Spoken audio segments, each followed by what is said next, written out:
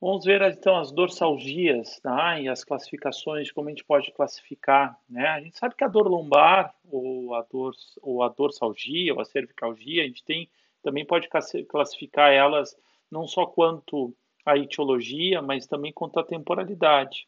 A gente sabe que as dores lombares agudas, elas podem durar até 4 semanas.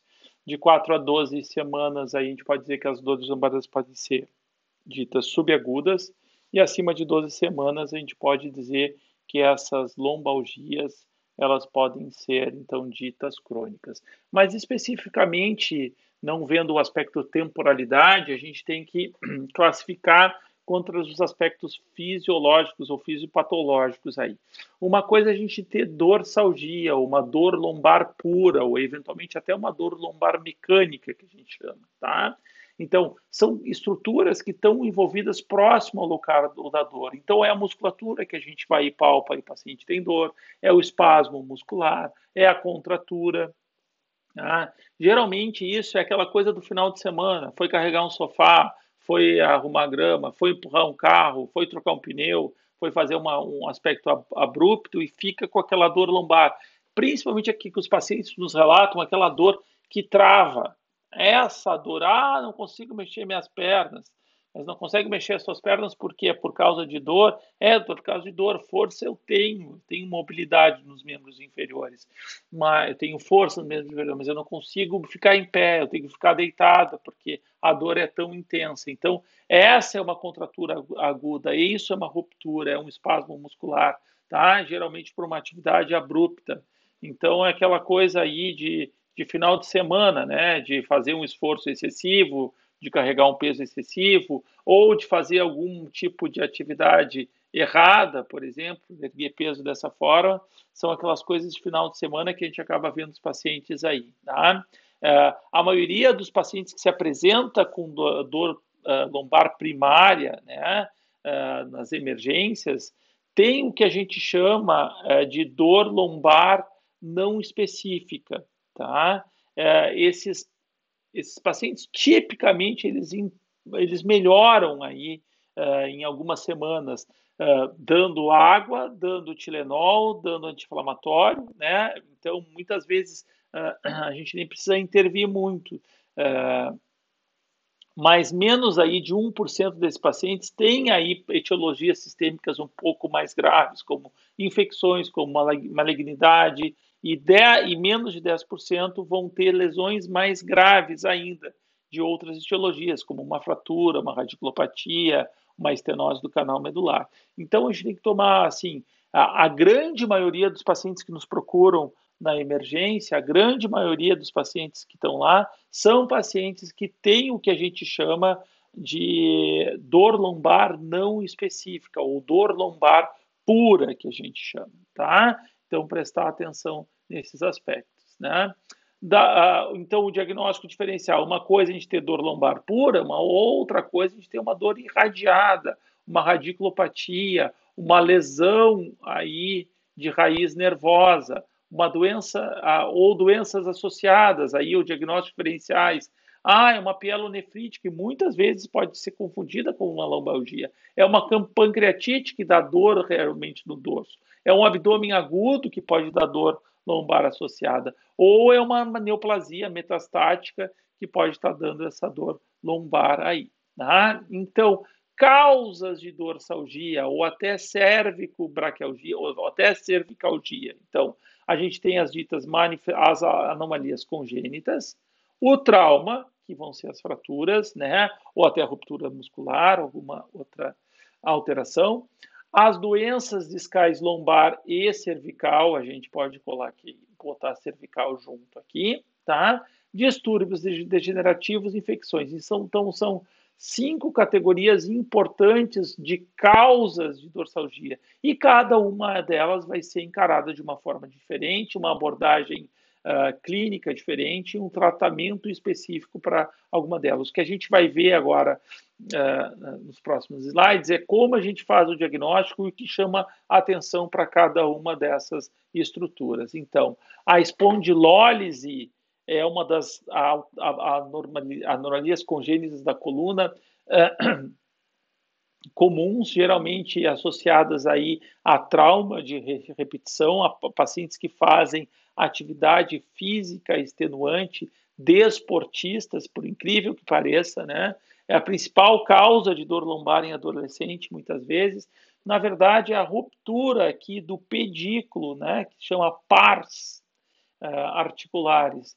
E essas rupturas fazem o escorregamento, então, da vértebra uma sobre a outra. Então, acaba fazendo uma espondilólise, que é a lise ou a quebra dessa estrutura, que é o pedículo, levando secundariamente a uma coisa chamada de espondilolistese, que é o escorregamento de um segmento vertebral sobre o outro, tá? E isso causa muita dor, né? Principalmente que quando escorrega essa vértebra sobre a outra, eu tenho compressão de raiz nervosa e muitas vezes eu tenho a dita lombociatalgia ou radiculopatia, tá?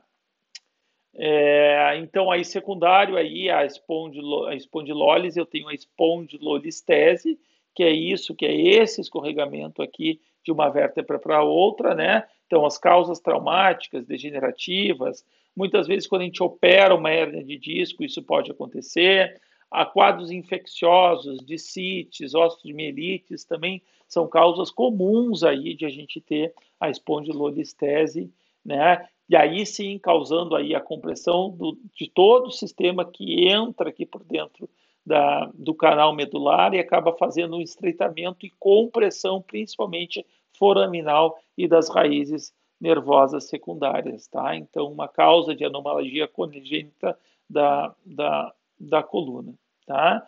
Espinha bífida é um transtorno aí no fechamento, né, na má formação do fechamento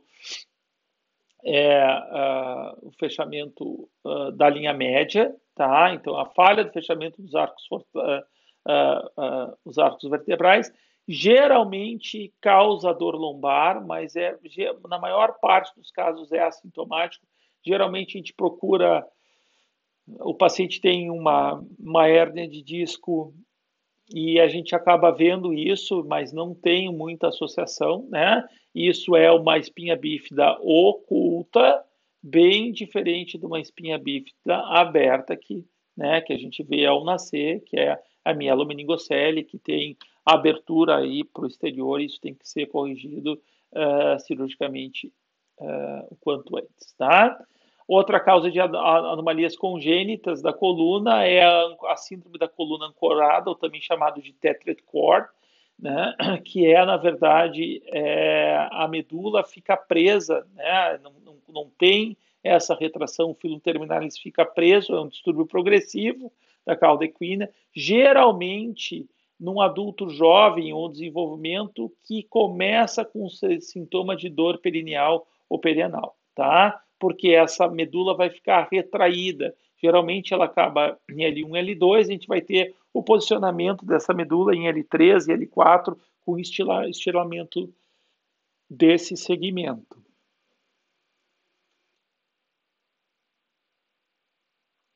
A grande maioria desses casos é realmente tratamento cirúrgico, né? A gente vai aqui e faz o corte aí desse filo terminal e essa medula acaba se retraindo e indo para a posição normal, tá? Bom, grande causa de dor lombar, grande causa de dor cervical, grande causa da maior parte dos pacientes que vão se apresentar para a gente em ambientes ambulatoriais ou até em pronto-socorro são pacientes que têm um quadro de traumatismo. Não quer dizer que eu tenha fratura da coluna, não quer dizer que eu tenha fratura da coluna cervical, quer dizer que eu tenha tido alguma distensão, que eu possa ter algum, entre aspas, mau jeito, como a gente fala, né, ou como os pacientes nos relatam, tá? Então, é a dor mecânica, é a elevação do peso, né? É a jardinagem no final de semana, é empurrar o carro, é levar o sofá, é arrumar a casa, é limpar a casa, coisas que não se costuma fazer no dia a dia, ou uma queda leve, um trauma leve, tá? Ou uma desaceleração súbita, no caso da coluna cervical, no acidente automobilístico de baixa energia cinética, ou uma queda de bicicleta, eventualmente traumas mais leves, tá? Então, esses pacientes com essa dor mecânica, com essa dor aí, essa dorsalgia aguda, a maior parte desses pacientes não precisam de exames de imagem, a não ser que se suspeite de déficit motor associado, ou que a dor não passe, ou que seja muito intensa, ou que esse trauma seja um trauma de alta energia cinética, ou de média energia cinética, ou se o paciente eventualmente tem doença, por exemplo, é um usuário crônico de corticoide e acaba caindo até um trauma leve, cai, bateu ali, caiu sentado e ficou com muita dor.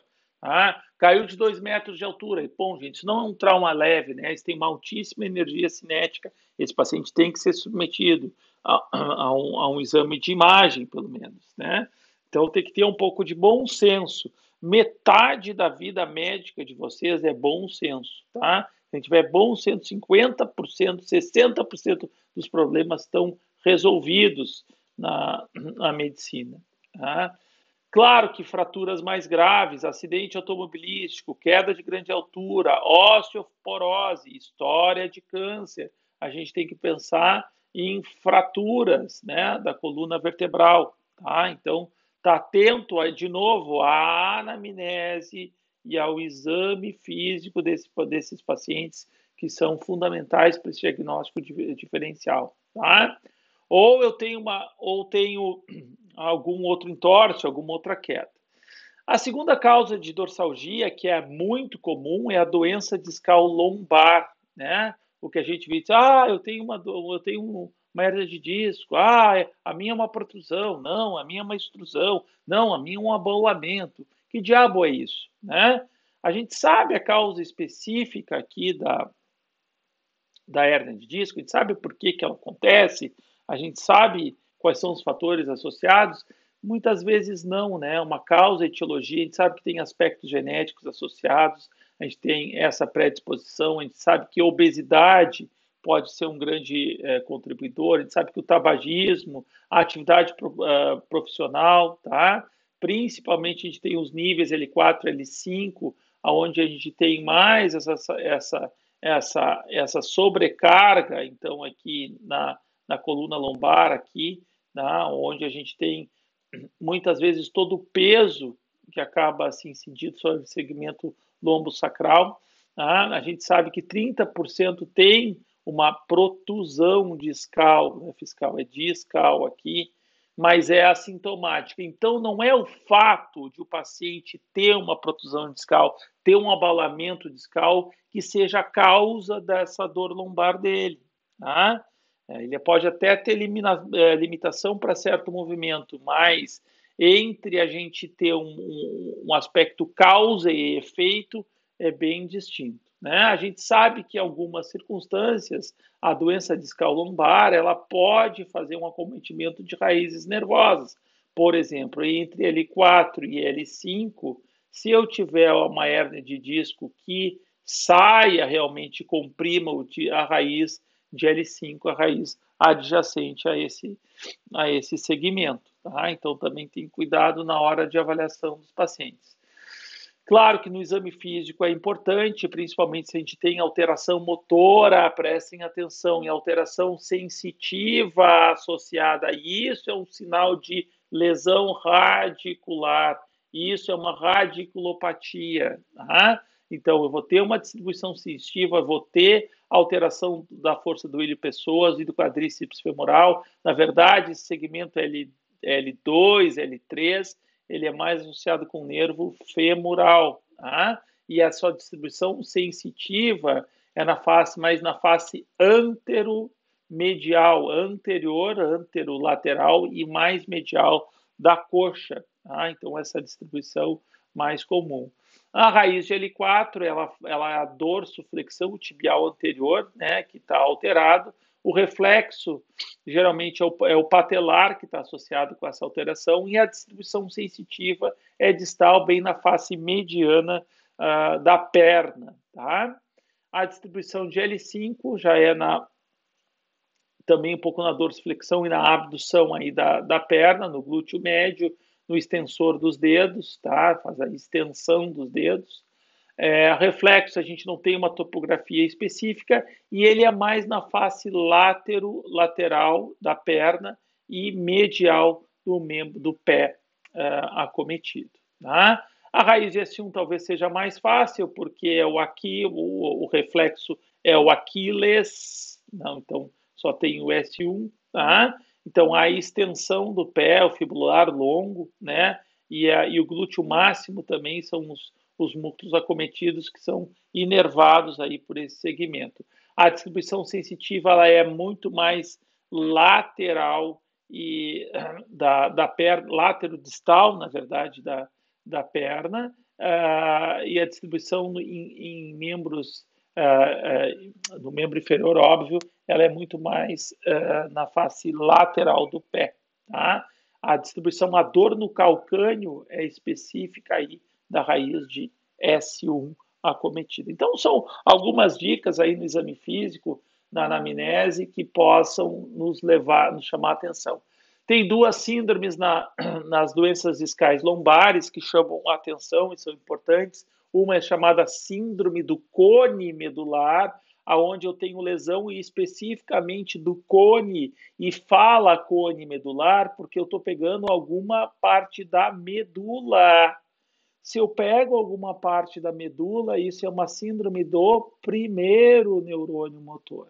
Diferente da síndrome da cauda equina. A cauda equina eu não tenho mais a medula, então eu vou ter especificamente mais sintomas de segundo neurônio motor. Eu vou ter hiporreflexia, os dois vão ter alterações de força associados, tá? Então, especificamente na síndrome do cono medular, eu tenho uma bexiga autônoma muito mais precoce, eu tenho incontinência fecal muito mais precoce, eu tenho impotência, eu tenho anestesia em célula simétrica, eu tenho a ausência do sinal do tracto córtico-espinhal ou fraqueza das extremidades inferiores. Então, eu tenho lesão do primeiro neurônio motor, tá? Eu vou ter hiperreflexia aí, tá? Secundariamente aqui, já na síndrome da cauda equina, eu tenho uma dor radicular mais precoce. Eu tenho uma bexiga autonômica, vou ter alterações citrianas, sim, mas é muito mais tardio. Na síndrome do cone medular, isso é muito mais precoce. Vai ter impotência, vai ter anestesia, só que um pouco mais assimétrica. Paraplegia flácida e não espástica, tá? E reflexos tendidos profundos ausentes, tá? Ou abolidos, é uma arreflexia. E isso é a grande característica da doença discal lombar, tanto da discal lombar da cauda equina, tanto a síndrome do cone medular, quanto a síndrome da cauda equina, quando eu tenho a instalação de forma abrupta desses sintomas, essas patologias são tratadas de forma de urgência e emergência médica. O paciente tem que ser descomprimido, tem que ser abordado cirurgicamente o mais precoce possível. Tá? Bom, então vamos aos distúrbios degenerativos das causas de dorsalgia ou cervicalgia. A artrite, né? A espondilólise, a doença osteoartrítica da coluna cervical, da coluna lombosacra, causa rigidez nos movimentos, causa dorsalgia, tem presença de osteófitos difuso, né? Mas eventualmente eles podem ser até assintomáticos. A evolução, sim, dessa doença, tá? A evolução da proliferação óssea nos forames, a proliferação para dentro do canal medular, tardiamente vão levar aí a sintomas mais proeminentes e a sintomas mais específicos. A gente tem outro distúrbio degenerativo chamado espondilite anquilosante, que é mais comum nos homens com menos de 40 anos, tem um aspecto de rigidez matinal importante, uma dor noturna, a dor não alivia com repouso, geralmente o VHS está bem elevado, e a gente tem esse aspecto do paciente que ele acaba perdendo a lordose lombar e o aumento da cifose torácica. Então esse paciente eventualmente ele é bem curvado, é bem específico aí dos achados no exame físico.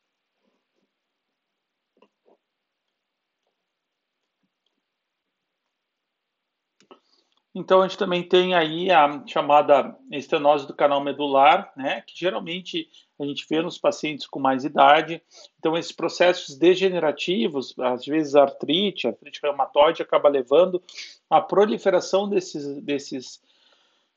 dos elementos posteriores aí dos ligamentos até ósseos e também as manifestações, as osteófitos para dentro do canal medular. Isso causa uma síndrome específica, é a síndrome da estenose do canal medular, que faz um tipo de claudicação, que chama claudicação neurogênica.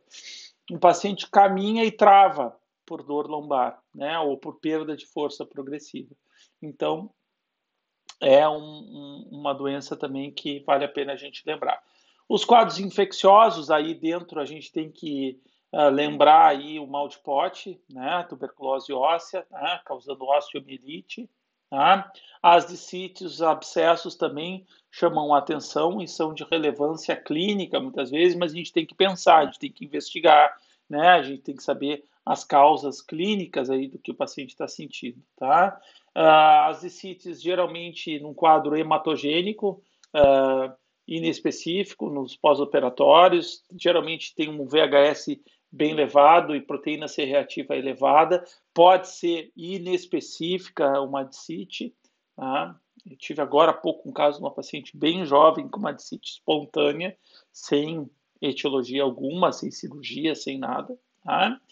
E claro que o aspecto por contiguidade dos abscessos hematogênico pós-operatório, eles acabam acontecendo. Bom, gente, isso foi uma visão geral aí das patologias que a gente vê na coluna como um todo, tá? Então, esses aspectos gerais aí das doenças mais acometidas. Então, a gente tem os traumas, que é o mais comum, o trauma aí banal, o entorse, a distensão muscular. Esses pacientes vão ser os pacientes que vão chegar para vocês. Tem sinais de alerta, tem uma radiculopatia, tem uma dor mais crônica que não melhora, bom, são sinais que chamam a atenção. Tem um agressimento, a queda foi muito importante, usa corticoide, tem história de câncer ou não tem história de câncer, né? Tem história de febre, não, então, são todos sinais de alerta que nos fazem pensar em diagnósticos diferenciais. Mas a grande maioria dos pacientes, vou falar de novo, tem o que a gente chama essa dor lombar pura, ou essa dor cervical pura, essa contratura, ou essa cervicalgia, aí, o entorse, ou uma distonia também cervical, às vezes pode acontecer, tá? Mas não tem uma correlação maior, tá? Bom, e aí, como é que a gente trata essas coisas? Como é que é o tratamento da dorsalgia aguda sem radiculopatia, isso que a gente vê, tá? Geralmente é uma dor lombar que dura menos de 3 meses, tá? Ela tem sintomas mecânicos, a palpação, a flexão, a extensão, a gente tem dor. O prognóstico é excelente, vocês darem água, darem anti-inflamatório, darem mio relaxante, benzedura, reza forte, tudo isso melhora o prognóstico, o paciente vai acabar melhorando, tá? E 70% desses pacientes têm uma melhora fantástica substancial e nem precisam de tratamentos complementares. Mas para os pacientes que têm mais sintomas, digamos assim, algumas recomendações. Elas são evidência classe 1 no tratamento? Nem sempre, né? Se a gente tem um paciente que não tem atividade física e tem o risco dessa atividade física levar ele a essa inatividade física levar ele a uma dor lombar crônica, a gente recomenda sim mudança de estilo de vida com atividade física. Analgésicos são importantes, anti-inflamatórios ajudam, miorrelaxantes ajudam, cuidado um pouquinho só nos anti-inflamatórios não esteroidais, principalmente com sangramento gastrointestinal e alteração da função renal desses pacientes, tá? Então, sempre ficar de olho nesses aspectos aí mais sistêmicos que os anti-inflamatórios podem levar. Mio-relaxantes são ótimos, ajudam, tem que cuidar só o aspecto que sedam às vezes, e às vezes tem que ver os efeitos adversos desses analgésicos. Cuidar do abuso dos opioides, tá? Corticosteroides são recomendados de forma alguma fazer o uso de formulações maravilhosas com números fantásticos, muitas vezes não tem eficiência nenhuma aí na abordagem do paciente com dorsalgia aguda sem radiculopatia, tá? Então, de novo, isso é uma dorsalgia aguda sem sinais de radiação para membro inferior, sem sinais de radiculopatia ou cérvico-braquialgia, seja o segmento que for. Na verdade, tem até alguns guidelines que falam com grau 2 de evidência, tá? Que a maioria dos pacientes com dor lobar aguda melhoram apesar de tratamentos específicos. Tem alguns que sugerem terapia não farmacológica somente com calor local. Aí falam que massagem, acupuntura, manipulação da coluna e outras opções depende do paciente, né? E aí de acessibilidade a custo, tá? Mas não tem, prestem atenção, quiropraxia, massagem, acupuntura, fazer tração da coluna, não tem não tem nenhum dado que demonstre, ou não tem nenhuma estatística, ou não tem nenhuma evidência que demonstrem a superioridade de uma modalidade sobre a outra. Então, a única coisa que se realmente não se recomenda desses pacientes é eles ficarem estirados na cama. Eles não podem ficar parados. Mas para a gente tomar essa conduta, a gente tem que estar muito ciente do que está acontecendo com esse paciente, né? E realmente afastar todas essas morbidades, tá? Ou as morbidades aí, comorbidades associadas. Bom, aí assim, por outro lado, se essa dor lombar ela dura mais de 3 meses, ela deixou de ser subaguda, ela está virando crônica, tá? O paciente tem obesidade, sexo feminino, tabagismo, depressão, bom, a gente pensa aí mais especificamente em mudanças de estilo de vida, a gente pensa um exercício aeróbico e gradual aí para reduzir a sobrecarga. Alongamento, exercício de força, yoga, acupuntura, talvez sim, mas ainda com os aspectos controversos. Fisioterapia, associações medicamentosas, aí começar anti-inflamatório, analgésico, mio-relaxante, as combinações às vezes têm um efeito. Mas insistir para que esse paciente tenha uma mudança de estilo de vida, insistir que esse paciente comece com algum tipo de atividade física, né? Não for só para reforço, mas para alongamento, para melhora da qualidade, para melhora aí dessas condições e para evitar muitas vezes que esse paciente entre num ciclo vicioso de uma dor lombar crônica, tá?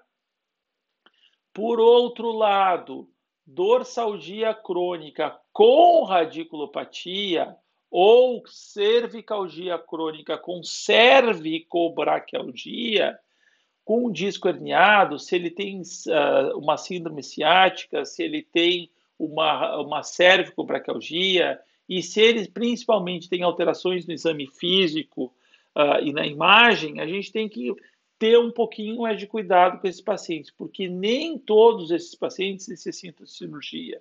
A maioria desses pacientes tem melhora clínica em 60% dos casos, tá? Repouso no leito ele é inefetivo. Aí sim, numa dor radicular, a gente tem que pensar um pouco de abordagem com opioides e associar antidepressivos com anticonvulsivantes. Muitas vezes eles melhoram o desfecho aí desses pacientes, tá? Nem todos os pacientes precisam de cirurgia, mas eventualmente os pacientes que falham essas alternativas de tratamento medicamentoso, fisioterápico e reabilitação acabam aí sendo indicados aí ao tratamento cirúrgico, tá?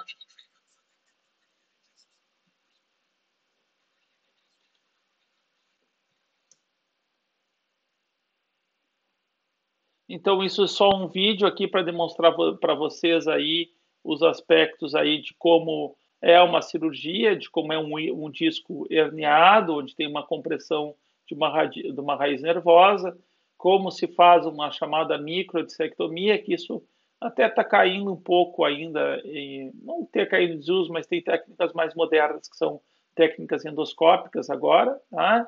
Mas teoricamente é isso aí que vocês estão vendo, né? A dissecção da raiz nervosa, a ressecção do disco e a descompressão. Esse artigo foi publicado em 2016, vou deixar postado para vocês aí depois, tá? Para vocês lerem também.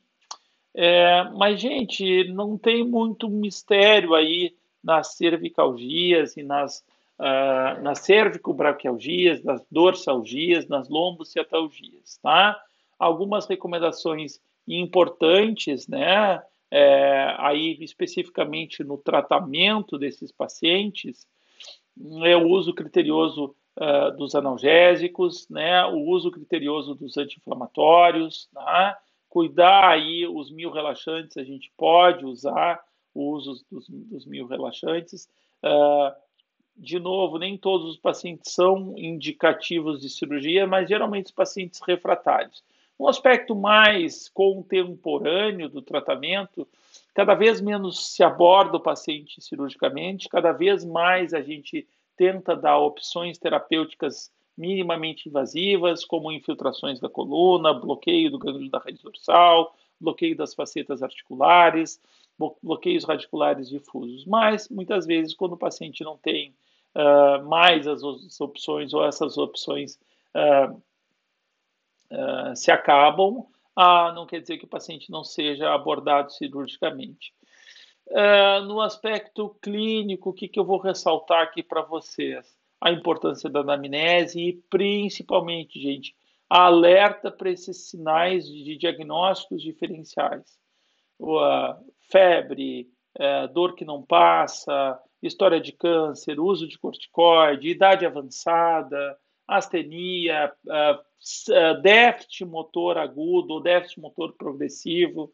Tá? Então, atenção nesses aspectos. Mas, no mais, é um tema fácil, um tema simples de ser abordado, né? Mas que requer aí uma atenção grande pela parte de vocês. Tá ok? Obrigado e até mais.